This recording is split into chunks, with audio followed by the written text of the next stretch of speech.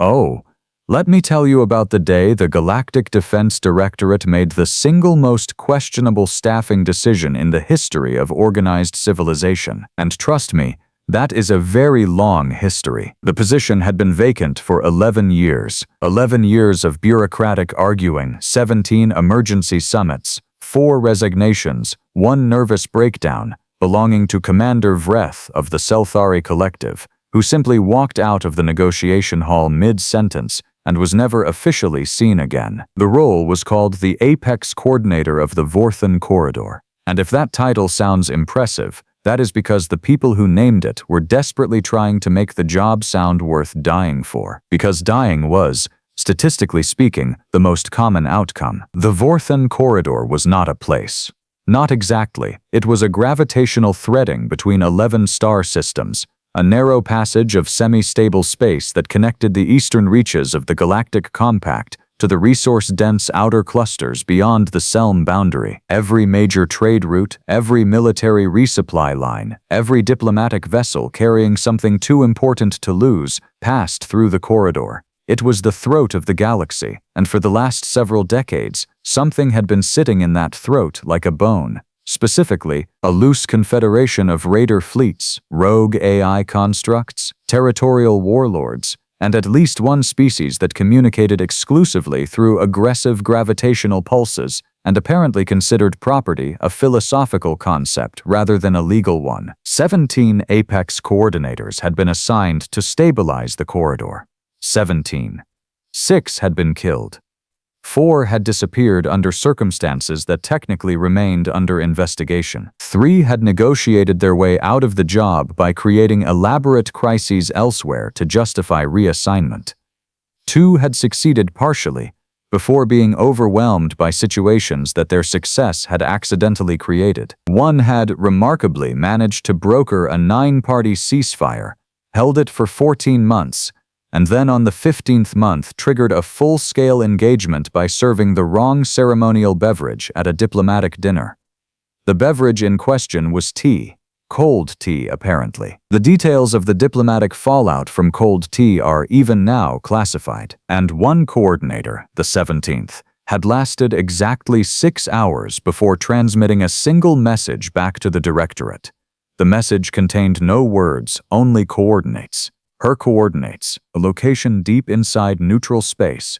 The signal was never traced. The Directorate chose not to look too hard, so when the position came open for the 18th time, the mood in the appointment chamber was, to put it diplomatically, funereal. Director Ovath of the Selthari Collective sat at the head of the long arc of the appointment council, his secondary eyelids drawn halfway down in the expression his species used for sustained discomfort. On his left, Admiral Preen of the Tisali fleet was making a very controlled effort to appear engaged while visibly not being engaged. Beside her, Counselor Mahu of the Oravan worlds had her tendrils folded so tightly they had gone slightly pale. Across the arc, the Directorate's chief logistical analyst, a quiet Sarathi called Doss, had not spoken in 40 minutes, which those who knew Doss understood to be a significant statement. They had exhausted every conventional candidate, every decorated commander, every experienced negotiator, every multi-species specialist who had any reason to believe they might survive the posting. The list had been filtered down, cross-referenced, stress-analyzed, and ultimately, quietly set aside. It was Doss who finally spoke. "There is a human," Doss said. The silence that followed was the kind of silence that has texture. "There is always a human," Admiral Preen said, in a tone that was not entirely dismissive but was working toward it. "That is the problem. There are a great many humans. They are, statistically, everywhere. This does not narrow the field. This one," Doss said, and placed a file on the table, "is different." The file was reviewed. The file was reviewed again. Director Ovath's secondary eyelids lowered another fraction. The human in question was named Rael Voss, 41 years old by human reckoning. Born on a mid-tier colony world called Duran's Rest, which had the distinction of being geographically unpleasant, economically inconsistent, and culturally defined by a frontier ethos that the rest of the compact politely described as robustly independent, and less politely described as structurally chaotic. Rael Voss had grown up in that structure, or rather in the enthusiastic absence of it. The record was remarkable not because it was clean, but because it was not. Voss had served with the Colonial Frontier Corps for 12 years, which was itself unusual. Most people lasted 4 to 6 before transferring somewhere with a better survival rate. He had then moved into independent contracting, a term that covered a range of activities, some of which the Directorate's legal division had tagged with small asterisks. He had brokered 17 separate territorial disputes across frontier space, 9 of which were considered fully resolved, 5 of which were considered resolved to a functional degree, 2 of which were described as ongoing but significantly less violent, and 1 of which had resulted in an outcome so unusual that the analysts had created a new category for it, simply labeled Voss-type resolution, which they defined as situation transformed beyond recognition with unclear long-term implications, but immediate cessation of active hostilities. He spoke 6 languages fluently, 4 more conversationally, a word that apparently, for Voss, included the ability to negotiate in them under live fire. He had no formal diplomatic credentials. He had no military rank. He had 1 formal commendation from the Compact, issued almost reluctantly, citing his role in the Orvani blockade standoff of 2847. The commendation had a footnote, added by the reviewing officer, that simply said, "Method unorthodox, outcome acceptable, do not repeat process." Counselor Mahou read that line twice, and then looked up. What exactly was the method? Doss pulled up the relevant section. The room read it. The room was quiet again, but this time the quality of the silence had shifted. It was no longer the silence of people dreading a problem. It was the silence of people who had just realized they were looking at something they did not have a category for. He convinced them, Admiral Preen said slowly, to stand down by challenging the fleet commander to a competitive eating contest. The fleet commander had a public reputation to maintain, Doss said. Voss researched the cultural context. Refusal would have implied weakness in front of subordinates. Acceptance redirected the confrontation to a non-combat forum. By the time the event concluded, both sides had been in the same space, eating the same food, watching the same spectacle for 6 hours. The psychological shift was sufficient to allow formal talks to commence. Did Voss win? Director Ovath asked. A pause. The record does not specify a winner. It specifies that the fleet commander was unable to continue, and that Voss finished the remainder. Another pause. He is insane, Admiral Preen said, but there was something new in her voice. Not dismissal. Something closer to consideration. He is results-oriented, Doss said. He has no formal training for this position. The last 6 people with formal training for this position are either dead, missing, or retired under circumstances we do not discuss in open session. The room absorbed this. Director Ovath closed the file with a small, measured sound. Where is he now? Voss, as it turned out, was on the edge of the Tamari Drift, which was even less reputable than Duran's Rest, finishing a contract that the Directorate's contact described as complex before being pressed, as involving at least 4 factions, a disputed mining claim, an ancient territorial declaration of ambiguous legal standing, and 1 very large animal that nobody had adequately planned for. The contact believed the situation was, in Voss's words, basically handled. The Directorate dispatched an envoy. The envoy arrived to find Voss sitting at a table outside a pressurized habitat, eating something orange and apparently enjoying himself, while behind him, at what seemed like a reasonable distance, representatives of 3 factions were signing a digital agreement with the kind of exhausted compliance of people who had been negotiated past the point of resistance. The 4th faction, reportedly, had left 2 days earlier, in an outcome nobody was fully explaining but everyone agreed had been appropriate. Voss looked at the envoy. He looked at the official seal on the envoy's transport. He looked back at his orange food. "Tell me it's the corridor," he said. The envoy blinked. The compact used neural impression translators, So the blink was metaphorical, but the sentiment was accurate. How did you— It's always the corridor, Voss said. It's been the corridor for 20 years. Someone's going to have to actually fix it eventually. He took another bite. What's the compensation package? The envoy told him. Voss was quiet for a moment. Then he said, double it. The envoy transmitted the counteroffer.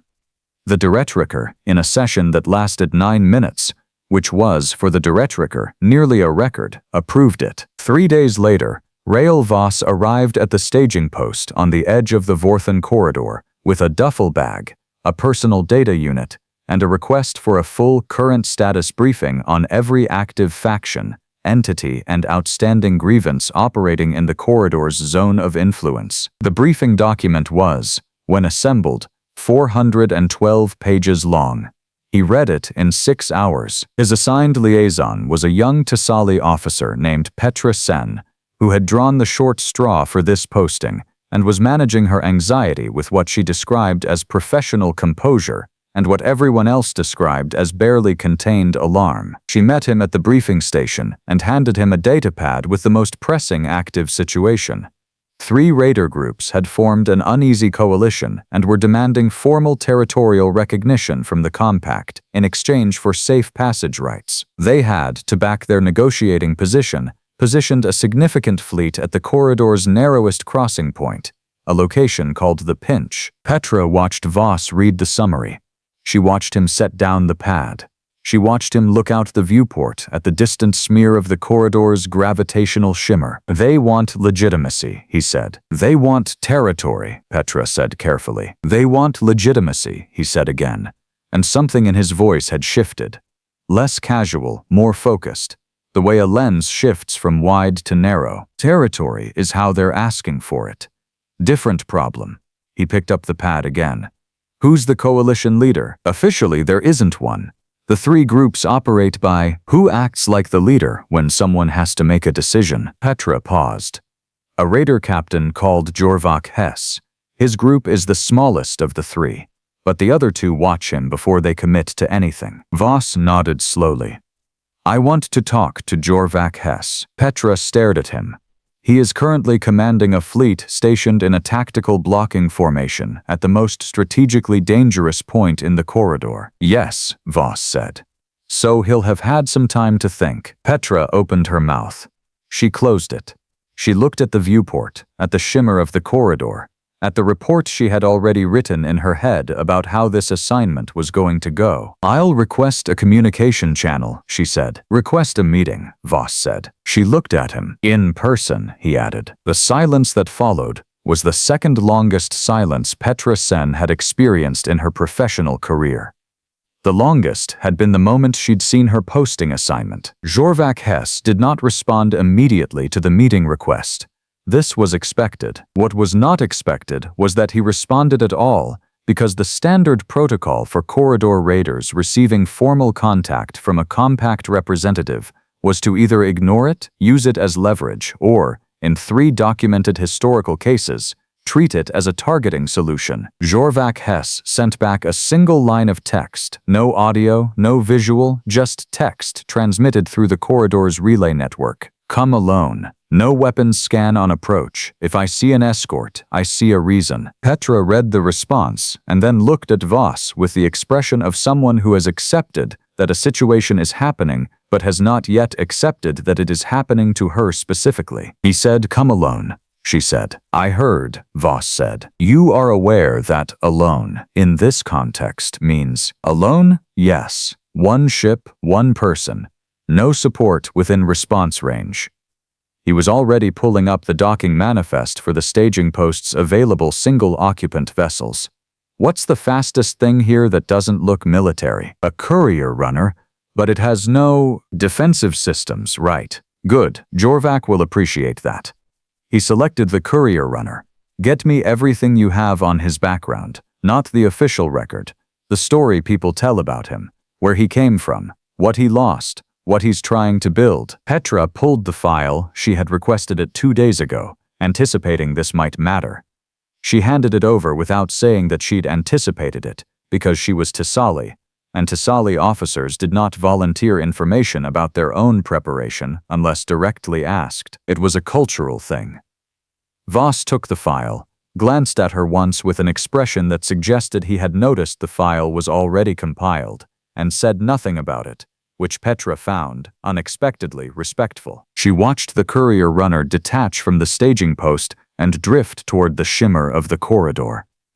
She watched it until it disappeared into the gravitational interference zone. Then she sat down, pulled up the communication console, and began drafting a preliminary incident report, because she was a professional, and professionals prepared for outcomes. The pinch, up close, was not beautiful in any conventional sense. It was a compression of space itself, the gravitational fields of two dense stellar remnants pressing the navigable corridor to a width that made even experienced pilots uncomfortable. The raider fleet was arranged across it in a formation that was not elegant, but was effective. Staggered lines with overlapping fields of fire, support vessels tucked behind the heavier hulls, a mobile command platform at the center that was significantly better armed than anything its exterior suggested. Voss noted all of this as he guided the courier runner through the approach lane Jorvak's people cleared for him, and he noted it the way a person notes furniture arrangement in a room they are planning to spend time in, not with alarm, but with attention. Jorvak Hess met him in the command platform's main receiving bay, which had the kind of decor that results from years of accumulation rather than design. Salvaged equipment, layered floor panels of mismatched origins, lighting that was functional rather than considered. Jorvak himself was tall, heavy-set, with the particular kind of stillness that belongs to people who have survived enough situations to stop using energy they don't need to. He had the look of someone from the outer frontier colonies, not the comfortable ones, the other kind. He studied Voss the way a person studies something they're not sure whether to trust or simply to understand. "You're smaller than I expected," Jorvak said. "People keep saying that?" Voss said. "It keeps not being relevant." Something shifted in Jorvak's expression. Not warmth, exactly. More like recalibration. He gestured toward a table that had 2 seats and nothing on it, which in frontier space body language meant the conversation was intended to be direct. They sat. "You're not a diplomat," Jorvak said. "The Directorate thinks I am," Voss said. "I find it useful not to correct them." "Then what are you?" Voss considered the question with the genuine interest of someone who had been asked it before and still found it worth thinking about. "Someone who's better at problems than at categories," he said. "You have a problem. I have a problem. They're not the same problem, but they're related. I want to understand yours before I explain mine." Jorvak was quiet for a moment. This was, apparently, not what he had prepared for. He had prepared for demands, for offers structured as ultimatums, for the particular flavor of compact diplomatic language that said things like, "We acknowledge your concerns," while meaning, "We intend to outlast you." What he had not prepared for was someone sitting down across from him and asking to hear the problem first. He talked, not immediately, and not without watching Voss's face while he did it, but he talked. The coalition hadn't formed because the 3 groups liked each other. They had formed because the Compact's patrol expansion into the outer corridor had compressed their operating space to the point where the economics of their situation had become, in Jorvak's words, a slow wall. They weren't asking for territory because they wanted to govern anything. They wanted margin. Margin to operate. Margin to sustain the people depending on them. Margin that the Compact's expanding formalized zone was systematically eliminating. "The territorial claim," Voss said, "is a negotiating position, not an actual goal." Jorvak's jaw tightened. "The territorial claim is the only language the Compact responds to." "That's true," Voss said. "It's also the language most likely to get you a military response instead of a political one. You've got them at the pinch, but you can't hold the pinch indefinitely. Your coalition is 3 groups with different interests who are holding together because the pressure from the Compact is greater than the friction between you. The moment that changes, the coalition fractures, and then you've got nothing to negotiate with and a compact fleet with a justification to clear the corridor." He said all of this without particular urgency, the way a person describes whether they've been watching for a while. How long do you have before one of the other two group leaders decides they can get a better deal by cooperating separately? The silence that followed answered the question. So, Voss said, tell me what you actually need. What emerged over the next 4 hours was not a negotiation in the formal sense. It was closer to an inventory. A careful, occasionally contentious accounting of what the coalition actually required to change what they were doing. Designated transit licensing, with fees structured to be viable rather than punitive. A formal operational category in compact law that acknowledged frontier independent operators without requiring them to become regulated compact entities. A dispute resolution channel that did not require petitioning through 12 layers of bureaucracy before reaching anyone with authority. 3 things, none of them territory. None of them requiring the compact to give up anything it actually used. Voss transmitted a preliminary framework outline back to Petra at the staging post.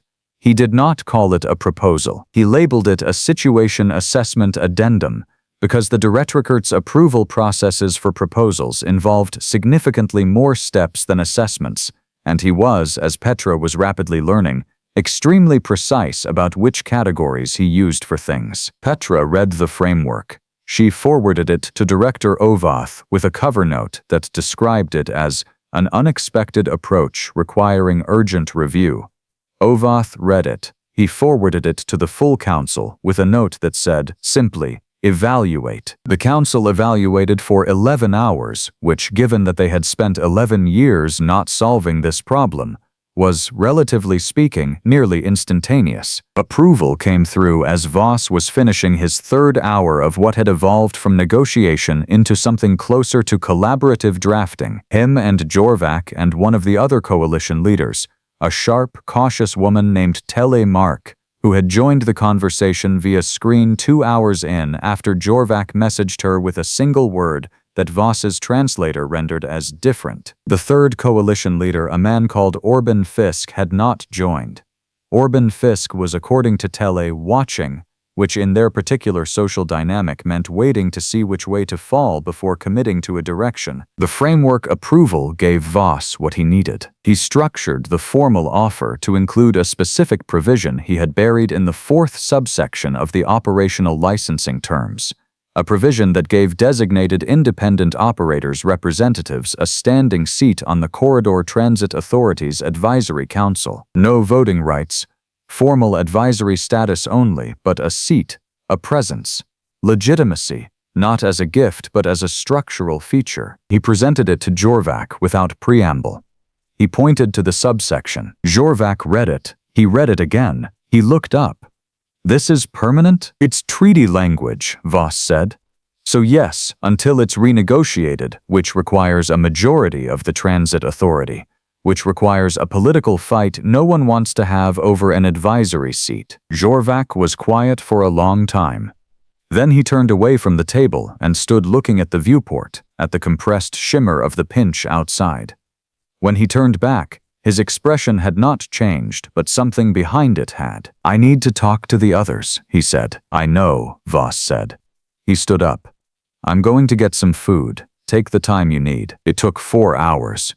During those 4 hours, Voss ate, slept for 90 minutes with the particular efficiency of someone long practiced at sleeping in uncertain places, and reviewed the secondary situation Petra had flagged in a message.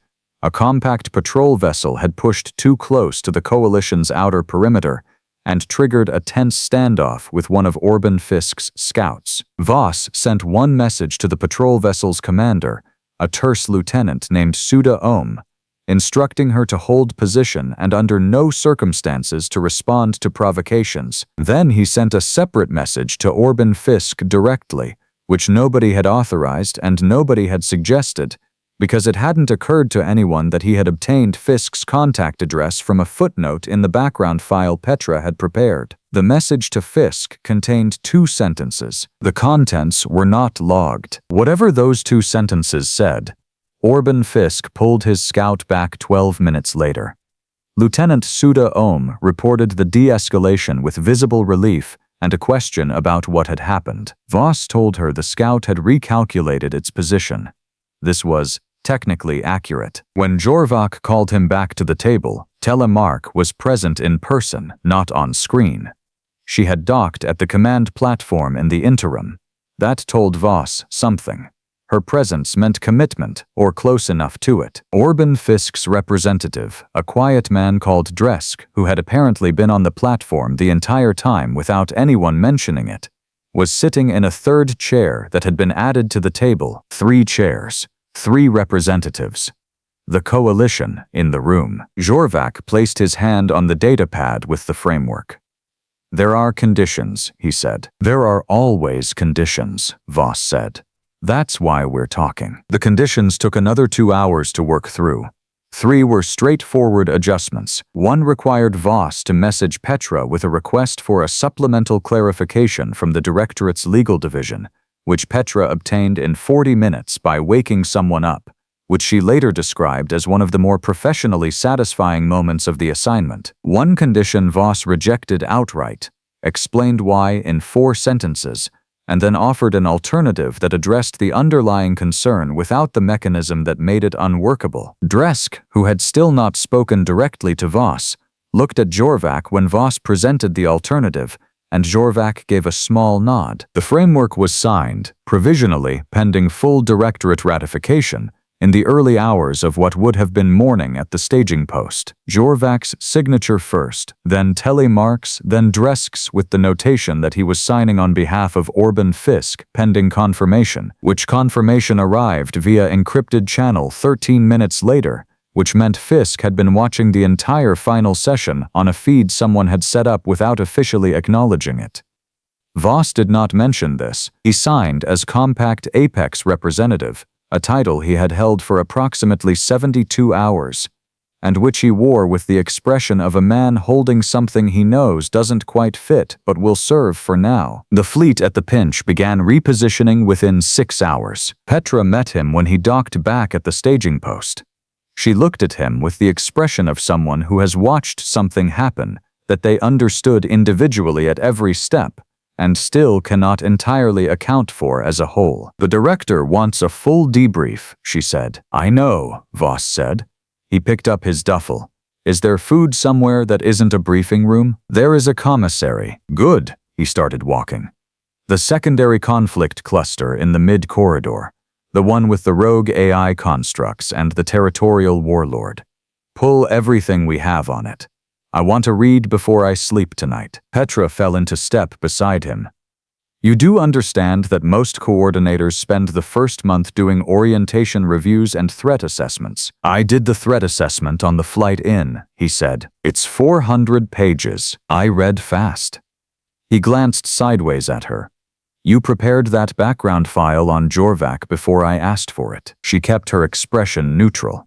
Standard preparation. It was exactly what I needed. She said nothing, which for a Thessali officer was a fairly loud response. I'm going to need someone who prepares the thing I need before I know I need it, Voss said. The corridor's going to move faster than any briefing schedule. You in? Petra Sen considered this for 3 seconds, which was, for her species, a significant deliberation window. I'll need to formally request the posting, she said. I'll sign it, he said. They walked into the commissary together, and behind them, visible through the wide viewport at the corridor's end, the Vorthan Corridor shimmered in the dark. Still dangerous, still contested, still full of the kinds of problems that had eaten 17 people before them. But somewhere in its depths, a fleet was moving. A provisional agreement was transmitting toward ratification, and something had shifted. Not solved, not safe, not even close to finished. Just, finally, different. And for the galaxy's deadliest position, different was, for now, enough.